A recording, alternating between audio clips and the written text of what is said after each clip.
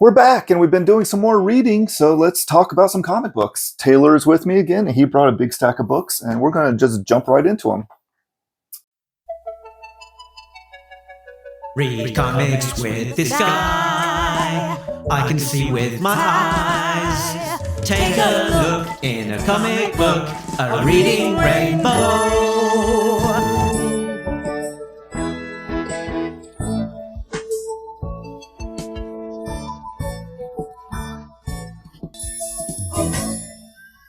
So what'd you bring, Taylor?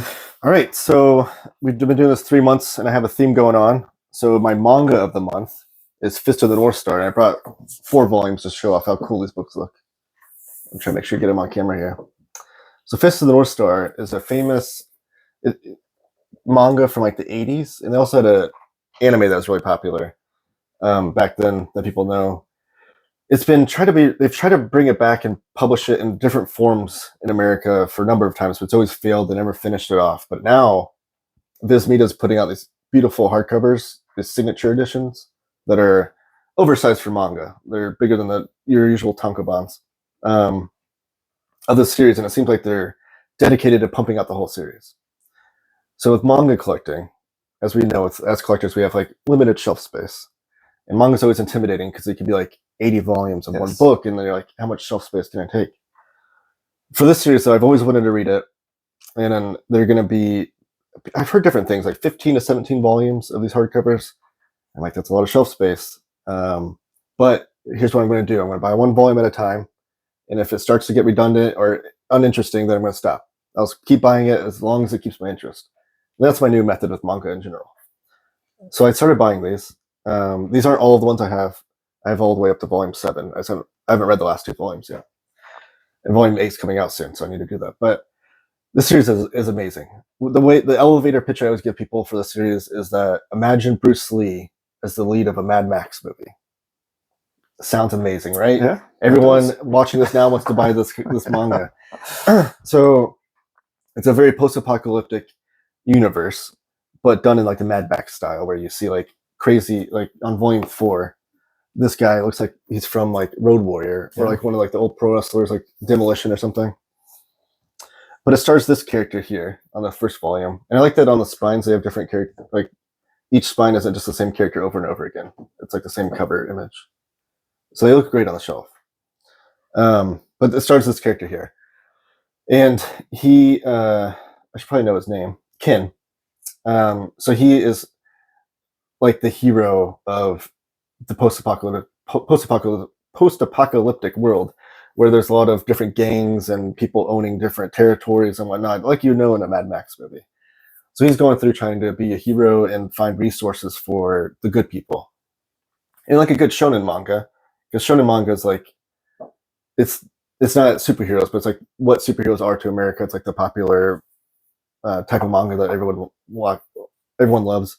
But shonen manga has its own tropes too, just like superhero comics. So, and one of the big things is it constantly is an escalation, and this is done so well in this manga too. It's like it's like almost like boss fights in like a video game. Like every time he encounters a new boss, it's like, oh, he's stronger than the last guy, or he has 4 arms now, or he has this superpower or whatever that he has to encounter. And each time you're like, oh, how's he going to defeat him this time? But Ken knows all these special types of martial arts that at some point where he can like poke a nerve and then your head explodes or something like that. Like all these kinds of crazy things, which you can see on the back. There's just like lots of blood and gore happening in this comic. It's very violent, just like your typical like violent martial arts B-movie kind of ridiculousness. And I absolutely love it. So I'd highly recommend this if you guys are interested in trying out a manga. I think it's a good one to try out. And these books are beautiful. Like the spines here all line up nicely. And then they have like, I've heard this. I didn't notice this at first, but you can notice like, I don't have them in order. Hold on. Backtrack here. Okay. So you notice that they all line up nicely. And then like there's blood splatter on the spines. Oh, yeah. So I guess when the series is complete, the blood splatter will create the Big Dipper. It's like North Star, like Fist of the North Star. Oh, okay. And you can see like this, there's like spot gloss on the cover there that has like the Big Dipper on it. So I think when it's complete, the blood splatter will create the Big Dipper. Which I have to say, when I mentioned that I'm only going to collect them as much as they interest me, gimmicks like that kind of want me to get the whole series. So, So with this plan for to bail on books when they don't interest you, are you going to sell the books that you collected at that point, or are you going to hang on to them? I buy and sell books all the time. That's usually how I fund the books, is by buying and selling a bunch. So yeah, if a comic book doesn't interest me, or I think I'm only going to read it once, I will sell it. So in having a whole set, maybe I will sell it. Usually, people will buy a big set of books too. So I have that going for me too. But it's been a lot of fun so far. It's very mindless fun. Like, you're not going to see any sort of literary genius in this manga. It's all just a guy punching people in the face, very violent, very gory. The story, there's a story there, but it's not what you're reading it for. So if you want a fun, mindless manga to try out, Fist of the North Star. All right. I mean, your pitch definitely has my interest peaked there. With, Bruce Lee and Mad Max. Yeah, and that's a good pitch. That's what I always go for, to hopefully get people to try it out. All right.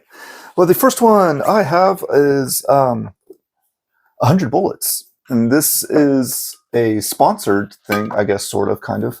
My friend Johnny sent me these books. He recently upgraded his to the bigger hardcover that just recently came out. Oh, the omnibus? Yes, the Omni of that. And so he got these. I think I have 3 or 4 more still to read. But I read these 3 this month, and I really enjoyed the series. It started off as just a really cool concept. This guy shows up.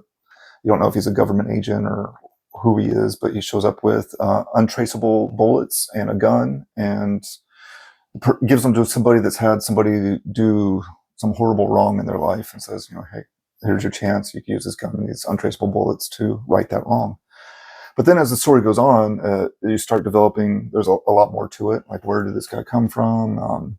What is he involved in? And there's like some conspiracy type things going on, and it gets a lot deeper than that. But just the initial concept grabbed me. I think the whole first volume was just, maybe the first 2 volumes were just those kind of stories, but then it started getting deeper, and I was like, oh wow, so there's a lot more to this world, and it's going to keep going. So I've really enjoyed it. Read through them pretty quick. They're pretty quick reads, but I had a lot of fun with them. Are there 100 issues too? I don't know. I haven't really looked that far into it. I haven't read the series. It's one I've always been interested in. People cite it as one of the great crime comics. Yeah, the great modern crime comics. I mean, I've been reading a lot of crime comics lately. So I think if I put this next to some of the other books I'm reading, maybe it doesn't measure up as the greatest, but it was still very, very entertaining. So you're going to continue on then? After this, to try to collect it all? I mean, I don't know. I don't know if I'm going to try to collect it all. This might be like a single read and move on with my life, like you were mentioning. But we'll see. I still have a few more to get through. So if it continues escalating, getting better and better, then I'll probably want to finish the series at least. And either get them in trade form or maybe just sell the trades and get a bigger version of it. We'll see. The series I haven't read, but I've heard, like I said, I've heard so many good things. I've been wanting to try it out. So. Yeah, I mean, starting off again, like I mentioned, it seemed like a very simple concept, and then it just slowly got deeper and deeper. But the simple concept I was already in. Like, all right, this is pretty cool. Has another great elevator pitch to this. Yeah, just telling that initial concept is kind of, and you don't focus on the same character either, because it invites this guy's going around with these bullets and guns to different people. You have different individuals in each one, but then they start to get linked together, and you start seeing there's a bigger picture at play. Yeah. Cool. Well, my next book, so I had a manga every month, but I've also had a Batman book every month. This one is Batman 89. This is something I've been interested in, because I have the Batman 66. That was a lot of fun. Well, then look at this under the dust jacket. All right. That's such a cool reveal. I had to do that on screen. It looks like a VHS tape. A very thin VHS tape. Yes. Right. There's only so many issues.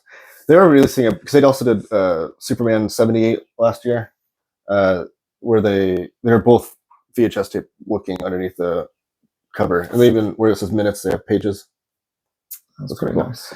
And then they're releasing both of those in a box set. They're trade paperbacks, but the box set looks like a VHS tape. Like back when we get those double-sized, VHS tapes, and the spines look like that on the outside.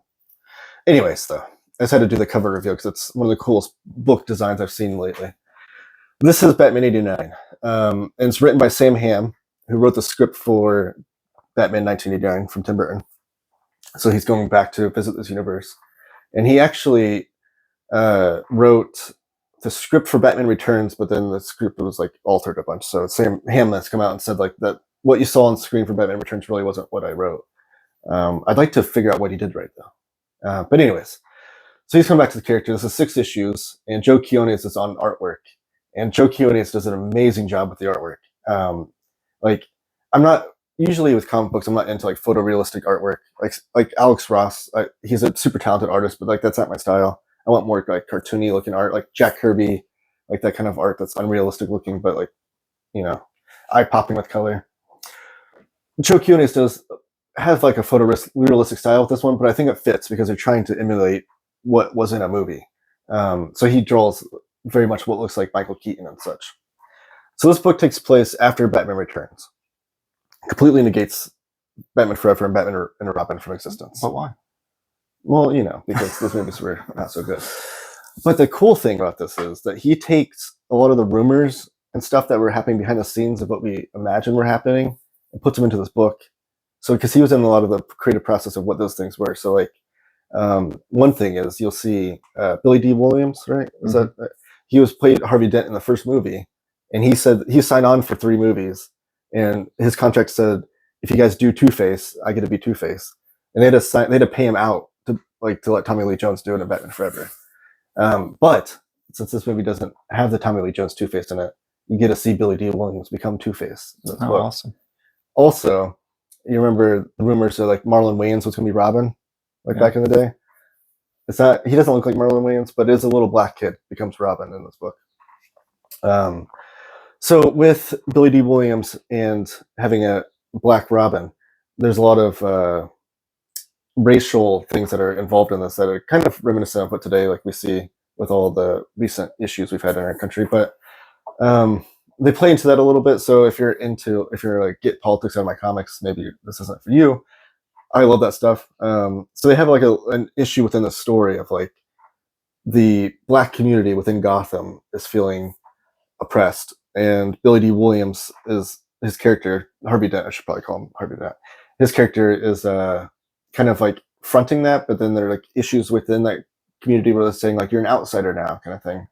It's very interesting. But you also see Michelle Pfeiffer's Catwoman come up into this book as well, and it's fascinating. And I love that in Joe Quiones in his artwork, you'll see little Easter eggs of other Batman stories that you're familiar with. Like you'll see guys that look kind of like the Mutant Gang from Dark Knight Returns and those kinds of things in the background. But this is a totally wholesale, like its own alternate universe. So you'll see familiar characters, but they're not going to act like the ones that you know from Batman universe. Like you'll see Barbara Gordon in here, but her relationships and stuff are a lot different than you would see in other ones, which is what I want from an alternate universe. I want them to kind of do their own thing.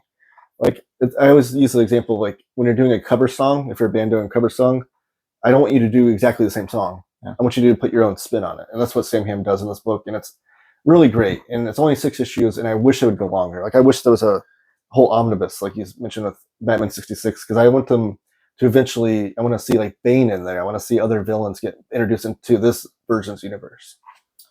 Yeah, it's something that has been on my radar. Definitely interested in it, but it's never been like pushed up to the top of that list. But yeah, so that's it. They're not going to revisit this anymore. Or? They haven't said. Like it wasn't canceled or anything. It was only slated to be a 6-issue run. I'm assuming they would continue it on if the sales were good and stuff, but I haven't heard anything. I hope they do. Maybe they'll still revisit it. Maybe there's still hope. But Sam Hamm's script is really good in here. Like I'm kind of amazed that Sam Hamm hasn't done. He hasn't even done a lot of Hollywood scripts. I've looked him up since then. I was like, surely he went and did all these scripts for Hollywood. He's mostly a producer in Hollywood, and I don't know that he's written a lot of comic books, but he did a great job. Like it didn't seem like an outsider doing a comic book script. Like it's a really good story. It's intriguing. There's like twists and turns involved, which is part of the fun of like having different takes on the characters. It kind of brings you on those little twists and turns because you have an expectation of what those characters are going to do. Well, like you were saying, like having the alternate timeline and stuff, it just seems like it's so much easier to do that with this property where like, hey, you saw that movie, right? This Yeah. the universe of that movie. Like if you watch that movie, you know that there were things in there that never took place in the comics. Right. You were already in that mindset of this is different. So, and I love this little playground they've created, and I hope they continue. I hope it does. But it was really fun, and it was kind of fun. I've then watched those movies again to kind of like piece things together a little bit, and I highly recommend this though. If anybody's interested if anybody loves the first two Batman movies, the Tim Burton ones, I think you'll love this comic. I do seem to be in the minority though. I will say it seems like a lot of people said they didn't care for this one, but they liked the Superman '78 one better. And I haven't read that one yet. I have it, but my inclination is that maybe that one was more of a. I think Sam Hamm took a lot of liberties with this one as far as where it went, and I think people were expecting it to be more of the same thing that you get from the movies. I think there's a lot of liberties taken where it's like he took it off in his own little way, but I like the way he took it. So, all right, well, that sounds pretty interesting. My next one is the next Reckless book. So I don't know, one of the other episodes, I think the first one, I talked about getting into the Reckless and reading about Ethan Reckless. This month I read the second book. And at that time too, I mentioned that, what I really liked about these was the format, like it all being one story in this little single hardcovers and being released as graphic novels rather than single issues. And my plan at that time was to, read one and buy one, read one and buy one. And that plan was going great until I went to the comic store and I was buying the next one. And they're like, oh, we have the signature plate for the fourth book, but you're buying the third book. I was like, well, I'm going to buy the fourth book anyway. I might as well go and get it now and get the cool little signature plate. Which all sounds reasonable, right? So then I walk over to the rack and I grab what I think is the fourth book and buy it. I get the signature plate and I get home and find out that it was the fifth book. oh, So then I go back and buy the fourth book. So now I have all of them. But I was going to get them eventually because I love the character. This one especially, this is, in this story, there's an actress that's in a B movie that there's some mystery behind that Ethan, as a private investigator, is going through and helping solve for her sister, which I loved. It was very good, but been on a bit of a Brubaker and Philips kick lately, and I have yet to be disappointed. yeah, this series continues to be great, and there's only 5 right now. I've heard they have another book coming out later that's not Reckless, because their duo just like linked together forever now. I don't know the last time they've done anything separate, honestly. Yeah, I mean it's been over a decade now that they've been kind of working together. Yeah. So, and I mean, it's one of the great duos in comics. You can't beat it. They have another book coming out later this year, and then they've teased another book coming out after that. And I saw someone mention in the comments like, "Well, what about Reckless?" They said they'll get back to it eventually, but it's going to be a while, I think. But the first 5 are amazing. I always tell people I'd read like 30 volumes of this. Oh, it's for just sure. so good. Like this, I mean, definitely, like how I mentioned, like buying one or reading one. Like if you just had a subscription service and said you're going to get a Reckless book every month, like, okay, let's do it. Like, I mean, and I love the covers too, because they really like capture that like 70s, like dirty noir kind of movie. And then they also just, the format and the story is like those dime paperback novels, crime novels that you'd pick up at the airport or whatever. Like everything, like it's a whole theme they have going on. Yeah, it's like the 70s, 80s, like men's reading section. Yeah. Like this fits in perfectly. Like you drop it there. But in comic book form. Because those dime paperback novels, they always have cool covers, and I love the stories. I love those dark, gritty crime comics, but I don't read prose novels. So I like that there's a comic book version. Yeah, this is super cool. So this, I think you had mentioned like the movie theater aspect of it, which I do enjoy. Oh, yes. But then this one having like a film centered story element to it was also super cool, which also fits into a later book in my selection here. But yeah, I loved it, and I continue to be super excited to read through the rest of the Reckless books. I agree. That's my favorite Brubaker Philips book that I've read so far, and I haven't read a lot of them. A lot of people have read like every single Philips Brubaker book. There's still a bunch I need to put, on my reading list, but every volume is just amazing. Yeah, it's such a fun, like you can even sit down on one afternoon and read the whole thing, and yeah, and it's a great experience. Like you sit down, it's a single read type scenario. I don't think I've ever put a bookmark in one of the Reckless books yet. Like it doesn't take that long, and once you're into it, I want to finish it. It's really an awesome format. So my next book is an omnibus, Captain America, Volume 1, from the Silver Age. This book, like, blew my mind with how good it was. So I always talk about how Marvel Silver Age is like my favorite era of comics. And I agree with the consensus that like Steve Ditko, Stan Lee, Spider-Man, and then Lee Kirby, Fantastic Four, like the high points. I'm going to put this right up there with it, like those two. This was so freaking good. I've never read these comics before until this past month, and I blew through this omnibus. It starts off with the Tales of Suspense era, Tales of Suspense issues 59 through 99. So those first 40 issues are when Tales of Suspense was split into two. It was half Iron Man, half Captain America. So those issues you only get, and it only has it only collects the Captain America parts of those. So those first 40 issues that I'm reading are only like 10 to 12 page strips, which like are so action packed and just like you're flying through them. You think like Silver Age comics, people are like, well, this take forever to read. Like those 12 page issues are just like you're just flying through them because they're so short. And Kirby, who's the main artist of that era, just like it's just all action. Like this is just his action comic. Like he's like, I'm gonna make a fight comic that's just all nonstop action from beginning to end. And Stan Lee's dialogue is amazing. I love Stan Lee's dialogue throughout the whole thing. So the first 40 issues, collect that, but then also collects Captain America 100 through 113. So Tales of Suspense ended with 99, and then they just renamed it at 100 called it Captain America 100. So Captain America 100 through 113 were full issues. I was a little nervous at that point because I was like, ugh, I'm in this pace of these 12 pages. I don't want to get to this. It's like when you're reading an omnibus and you get to an annual. You're like, I read this 22 pages and then this annual is 60 pages. Like, it feels like you're reading it forever. But the pacing was, then those last 13 issues filled in the stuff that I love. And I love the action-packed nature of this. I love the great fight scenes. I think Kirby's like the best fight choreographer in comics. Like his fight scenes are incredible.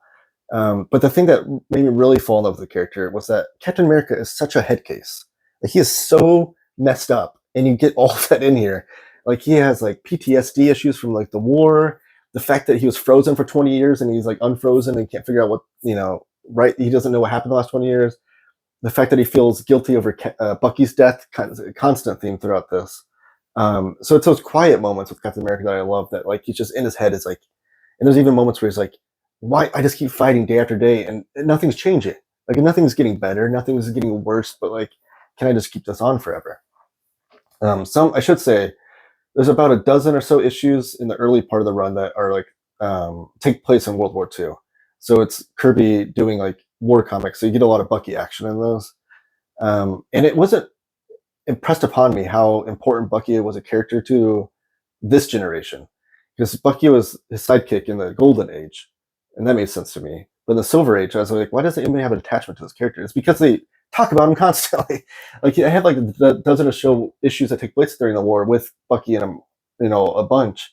But then even after that, like every other issue, Captain America is bringing up how he misses Bucky, which really bled into when you go back and read like the Brubaker run, when Winter Soldier happens, you're like, it kind of like makes it that more impactful of like, okay, I get it now. And I just recently read the Brubaker Captain America run. Again, I think you let me borrow it years ago, but I just recently bought it again in omnibus. And I love all the flashback issues in those stories, and that's kind of bleed into like what things that you see here. It kind of all pieces together. But yeah, so you get like Kirby fight comics, you get a lot of like spy espionage type stories, a lot of war stories, all in this book. And it's mostly Kirby. Like Kirby's like 90% of the artist, but then you have like the 3-issue trilogy at the end, where Jim Steranko pops in and does 3 issues of Captain America. Jim Steranko is like the famous artist that took the Nick Fury Agent of S.H.I.E.L.D. comics and like did all these crazy, like psychedelic things with them, with the artwork in that era that really made Nick Fury, sing as a comic back then. Well, he takes on 3 issues of Captain America here and does a lot of the similar things. And it is interesting because one thing I'll say, that at one point throughout this omnibus, Captain America reveals his identity to the public, which was interesting too, because that's always been an issue that's come up in, most recently, like Civil War, like of superheroes revealing their identities. Jim Steranko hated that, and in his 3-issue run, he like finds a way to retcon that. So they gave this guy 3 issues, and then he changes the character, like almost one of those big retcon stories, and then it goes on from there. And I'm actually halfway through volume 2 already because I love this one so much. The Captain America character I'm like falling in love with. Just again those quiet moments, the psychological aspect of him, and him falling in and out of love, and can he fall in love because he's a superhero? And like it's we hear that from Spider-Man all the time. Like it's going to bring danger to the people I love. But yeah, absolutely love this omnibus. I'll put that up there with any of the high points of Silver Age Marvel. So this just has the Lee Kirby stuff. There's no Simon Kirby. No, so Kirby actually did 3 eras of Captain America, which is also fascinating. And there's a omnibus that has the Timely's Greatest Simon and Kirby stuff that collects all the Simon Kirby Captain America stories. That's Golden Age. And they only did 10 issues together, which is really kind of interesting. Really? Yeah. They only did 10 issues of Captain America. And then that's when Kirby went off to do some DC work and then came back. And him and Simon, I don't think ever worked together again after that era. But they only did 10 issues together. And then Kirby comes back for Silver Age, where he's working with Stan Lee in this era. And then he comes back in the Bronze Age to do the 70s era, which is collected in an omnibus, which is technically the volume 4 of these, but it's not listed as a volume 4. But that was all just Kirby writing and drawing on that one. So you get like 3 totally different eras of Kirby working on this character, which is kind of fascinating too. Well, that sounds pretty interesting to me too. You keep bringing all these books that I feel like I need to read. It was a blast. It's so much fun to read this book. All right. So my next one was also given to me by Johnny. Well, Heather, really, more, but through Johnny. It's Fables. And this is another one that they upgraded. They got the big deluxe like treasure chest thing that has, I think, the compendiums. Yeah, it's just the 4 compendiums in a fancy box, right? This is a series that I've seen the compendiums on the shelf so many times, and just like reading the blurbs on the back, I was like, that sounds like something I'd be really interested in too. But seeing the 4 compendiums sitting there, I was like, wow, that looks like a lot. Like, I don't know if I want to jump into it that much. But having the books gifted to me, I was like, well, I have to read them now. And I buzzed through 4 of them this month. I really like the world a lot. It's really cool. So it's all the fairy tale and fables and different things from all different cultures basically had to leave their land of the fables and come to New York. So they've been set up in New York for hundreds of years because there was an evil force that kind of kicked them out of their land. So they have the human-looking fables in a big tower in New York, and all kinds of different rules for them that they have to live by, but they do. And then the ones that can't really fit into a human-looking world, they have a farm in upstate New York that they kind of keep them on. So the dragons and the 3 little pigs and things like that. That wouldn't really work in downtown New York.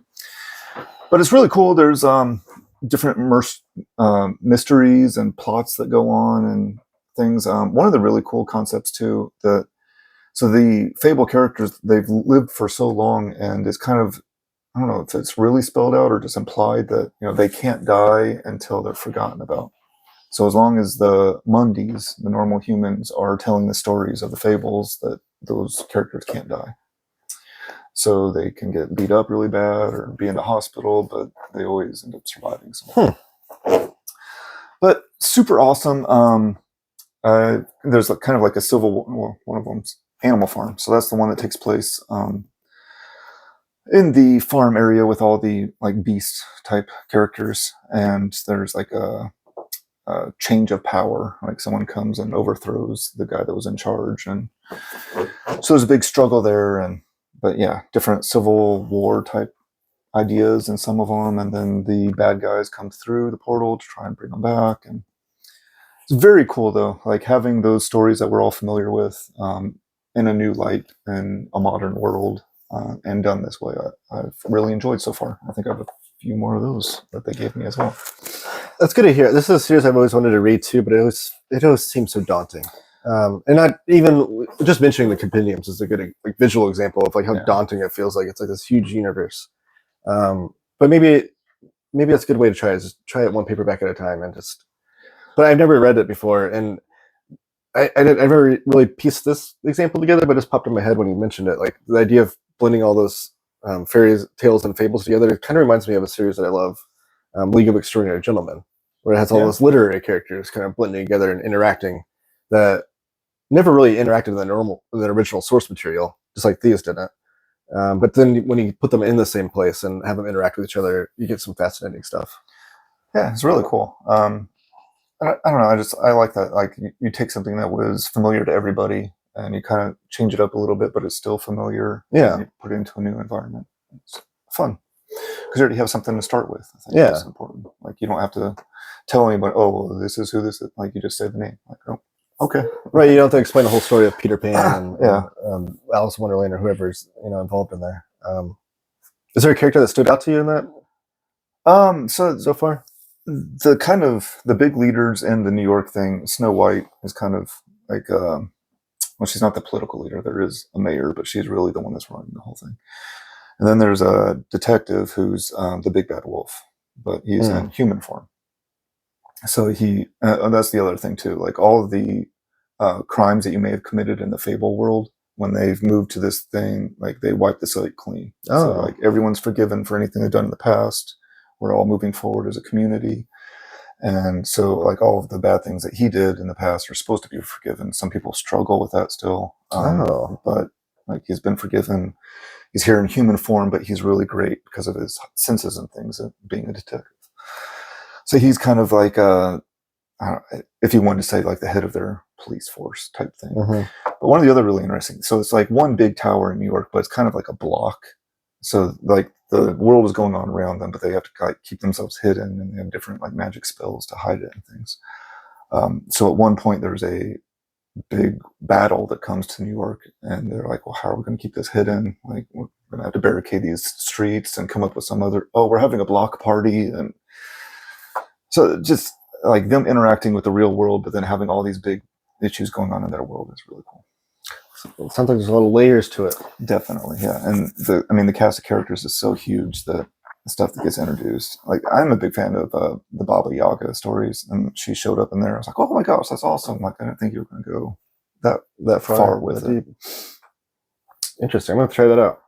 Finally, maybe it's on one of those books that's on the list of like every comic book fan needs to read this series kind of thing that I haven't read. Well, it's done now, right? It's just the 4 compendiums. Well, you say that, but just last year they did another 12-issue run, I think. Oh, did they? For the first, because like the 4 compendiums collectible was finished like years ago. That series, just last year, I think it was 12 issues, and then they also did a spin-off like 4-issue run of like what's the name of the Big Bad Wolf? Bixby or Bigsby? Yeah. Bigsby versus Batman. So they had a crossover with Batman for those like 4 or 5 issues, I think. And there's rumors they might keep going. There's also spin-offs though. It's like the Jack of Fables, I think. It's like a spin-off series that went for a number of. Well, what I was going to say was okay. After reading as much as I have, because I mean that's probably the size of the first compendium. And I read what's the 4th issue? The 4th volume in what issue? Issue 27. Okay. Well, there's a gap too. I was gonna say because the compendium, I think they collect like 40 issues each. Anyway, so what I was looking at since I got into this, I was like, oh, those 4 compendiums, that's a whole story. That doesn't seem that bad. But now you're telling me it's going to keep going, and now I'm back into the no, I'm sorry. like, now I'm into like my Judge Dredd commitment that I have up here. Well, I think it is they don't collect the Jack of Fables story in those compendiums though too. So there is a spin-off series which I don't know how long that lasted either, but. Yeah, but I loved it. So really, Johnny kind of sent me a surprise gift package of the 100 Bullets, Fable, and a few other things. But those two, I'm like, man, like you hit a home run with both of those. I was really into those, and I read a bunch of them. All right, so my last one is Tokyo Ghost. So this was just recently reprinted, and it's by Rick Remender and Sean Gordon Murphy, who's on art. Rick Remender is a writer that everything I've read from him, I love. I think his sensibilities of writing speak to me even before I read anything from him. When people told me he has a lot of like punk rock ethos in his books, a lot of like nihilistic themes, and a lot of like introspective commentary, all those things like I'm interested in already. So I've read a few of his stories. This is the first time I read this one. This was recently reprinted, like I said. It was long out of print, but Remender also has these very uniformed hardcovers that he comes out with. They're back the same size as like your Dark Horse library editions. People call it Remender size because it's how all his books are, but they look good on the shelf. Like he's very into like putting his books out in a very uniform format. But this is Tokyo Ghost. This is a 10-issue run, and it takes place in Los Angeles in the year 2089. So it's a futuristic tale where people are addicted to technology. Sound familiar? As you're watching this on your phone, probably. So that's the thing that I love about Rick Remender too. Is like all the stories have a lot of social commentary about things like, yes, we are a society that's addicted by technology. This book in 2089 takes it to like a whole other level. People are like literally injecting it into their veins. Like they just need constant, like visuals, like screens of technology, of something in being fed to them. Like you think of like the TikTok generation, people are just constantly like scrolling through the TikTok on their phone forever. It's kind of like a lot of that stuff. They just need constant immersion into things that are outside of their world. So they don't ever just sit and ruminate on their life and think about things in a quiet, tone and reflecting.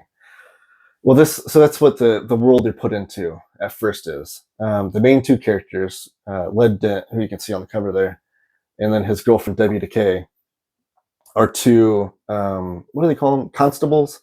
So they're police officers have to go investigate certain things. The first journey, or the first mission they go on, I guess, in the story, you see them go to this quiet land where there's no technology. So it's like the one pure place in this world, and it's what they call Tokyo. I don't think it's quite. I don't know if it's quite in Tokyo or not, but they call it Tokyo. It's like this green area. It's a very happy paradise where everyone loves each other. There's no technology. Nobody's addicted to anything. Because that's another theme in here is addiction. Led Dent, the character, is addicted to technology on another level where he needs it or he can't live. Like he's having like withdrawals and stuff. So they go to this land and they find out maybe this is our new life. Maybe we do need to withdraw from technology and enjoy this. So you get a few quiet moments where they're like actually reflecting on their life and not being with constant screens and stuff being fed into their brains. But then they find someone in this little paradise because there's like no violence allowed. Like the sensei that is in charge of it all says like, we're not a violent place. We don't fight. Everything's forgiven. That you come into this world and everything's forgiven. But then they find somebody that remembers Led Dent from his past. Somebody that Led Dent had to persecute when he was a police officer back in Los Angeles. And then things go awry. And that's what I would leave you off because that's only like the first couple issues. And then it goes for so many more twists and turns until you get to the full ride of issue 10. That's just like leading you up to the first twist. There's so many more that happen after that. But it was such a blast. Sean Gordon Murphy's artwork is amazing. Like it's like equal parts like manga inspired and equal parts just like this, like what you think of like modern indie comics, I guess. He does he has his own Batman series he does now called Batman White Knight, where he gets to do his own take on Batman and his own reality of Batman and stuff. That's his big project that he's worked on. But a lot of the action scenes too, because you get a lot of, it's not even like hitting over the head of it, but they even have like scenes where you have like samurais with swords versus the guys that are addicted to technology using guns. So you get like swords versus guns of fights. And those scenes are just like feel like a Lone Wolf and Cub manga, or like even like Usagi Yojimbo, or like some sort of samurai manga that you've read before. Those scenes just like bleed right into, or like Ronin from Frank Miller, like those kinds of things. You can see a lot of influence there. But Rick Remender has a lot of tropes in his books too, of like characters that are addicted to things and trying to, like, they're very flawed characters, like to the point where he has a series called Scumbag, where it's like he's almost playing with that trope, where he's like the most flawed character. So Remender definitely has his tropes, but I love all of them. Like I'll never get tired of these Remender tropes that he has. And this series, like, it's one and done too. This is one volume, just 10 issues, and you get the whole complete story. And the ending was a great payoff too. Like, it's one thing I was nervous about is when you're enjoying a series for like you're in the 8th issue and you know it's going to end on issue 10. And it's like, are they going to stick the landing? I think he totally does. They've talked about maybe revisiting this land or this area, but they haven't. And this finished like a few years ago.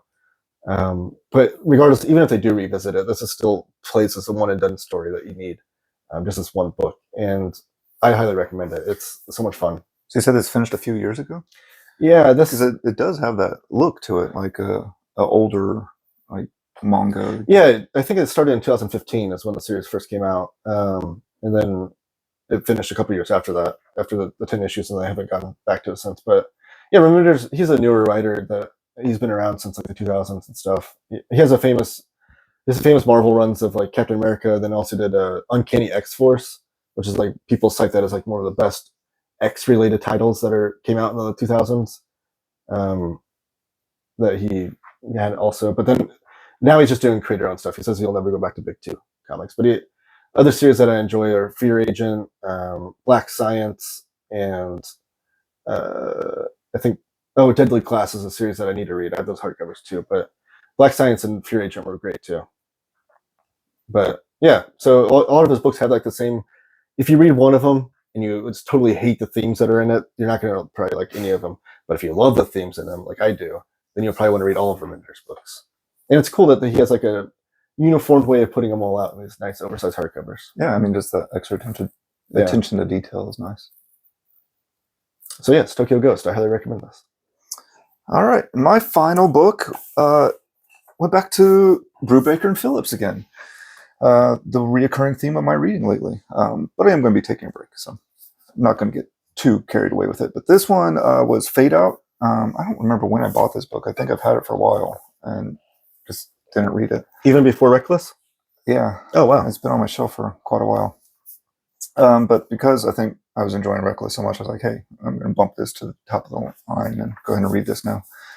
And absolutely love this. So this is another crime noir type Brubaker Philips, shockingly. But it's in the 40s in Hollywood, so you have a lot of the different like nasty things that were going on in Hollywood at the time, and how easy it was to cover them up because there was no social media, or the media in general was kind of working with Hollywood to a degree. But the thing that was really cool about this, it kind of took it on a different twist, is it is like a crime type mystery, whodunit type story, but it's not the police that are trying to solve it. Like the initial character very early on is a screenwriter who kind of gets mixed up in some stuff, and he's trying to figure out, what happened to this girl, and goes through and ends up, I don't know, very, very cool how it develops. Just like so many of the little things too. So, and it involves like all the different controversies that were going on in Hollywood at the time, which I really appreciate. Like some of the like nasty like sex clubs and things are mentioned, and then the Red Scare is mentioned in here too. Like the screenwriter that kind of gets mixed up in the whole thing. He came back from the war, and since he came back from the war, he can't write anymore. But he hooks up with an old friend who was labeled as a commie and can't find work. So he's actually doing all the ghostwriting under his name. So they're working together. Oh. So that whole dynamic and relationship is really neat. But yeah, I loved this book. This is very cool. I'm interested in Hollywood and film and things like that to begin with, and then you mix it with that whole crime, the mystery that I wanted to see what the solution was and what actually happened to, and it grabs you almost immediately. Like I think within the first few pages, he wakes up next to a dead girl. Like, oh, okay, like here we go. So yeah, I loved it. It's this is my favorite of the Brubaker Philips books so far. Oh wow. And it's my pick of the month. So well, hey, this is all one and done too. Like it is. And I enjoyed it so much that I do plan on upgrading to the hardcover at some point. But yeah, so this is all one and done included. I think it was released as issues. Yeah, I think it's 12 issues. Bunch of covers. Yeah. So initially it was released as single issues, but it's one collected story. Nice. Yeah. Are there like historical aspects too? Like this is like things that actually happened in the real world that they couldn't play with, or not too much. Besides obviously mentioning the Red Scare, but are there like actual historical figures in it or anything? No, it's just kind of the ideas of things that were happening during that time. No specific instances, but yeah, it was super awesome. I loved it. And that's my pick of the month. So what do you have for your pick of the month? It was a hard one because I love Tokyo Ghost so much. But my pick of the month's got to be Captain America. I think this is a run that I will revisit time and time again. And it just amazing. I don't know. It was just so much fun to blast through this. And like I said, normally with Silver Age, Golden Age, people think like, oh, it takes forever to read. Like it's so bogged down with dialogue and whatnot. But like I pumped through this thing. Like I read this whole thing in a month. And those 12 issue or 12-page issues and stuff are just a blast to get through, and just like seeing the character evolve over time was great. So I think that this is a book of all the ones that I brought today, one that I'll definitely revisit in the future and enjoy again. So that's my pick of the month. All right. But you don't have to take our word for it. You can visit your local comic book shop to try to find these great books. Come back next month and we'll talk about some more comics that we read.